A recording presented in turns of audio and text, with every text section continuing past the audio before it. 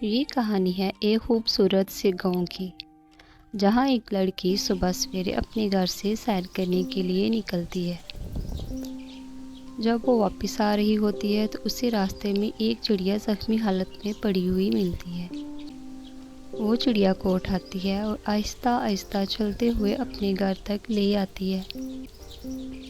پھر وہ چڑیا کا زخم صاف کرتی ہے اور اس کے اوپر مرہم لگاتی ہے، جس سے چڑیا بہتر محسوس کرتی ہے اور کچھ دیر کے بعد اپنی آنکھیں کھولنا شروع کرتی ہے۔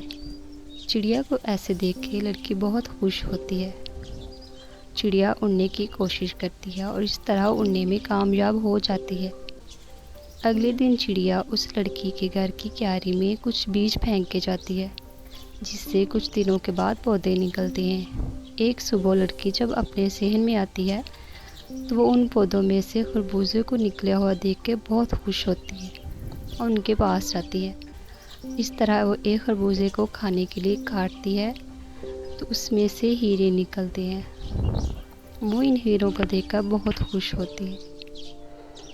اس طرح لڑکی کچھ دنوں کے بعد ہی بہت زیادہ امیر ہو جاتی ہے، اور ایک دن اس کے دوست اس کے گھر آتے ہیں اور اس سے پوچھتے ہیں کہ تمہارے پاس یہ سب چیزیں کیسے آئی؟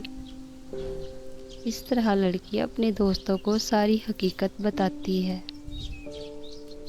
اور اس کے دوست بہت خوش ہوتے ہیں اور اپنے دوست کی خوشی میں شریک ہوتے ہیں۔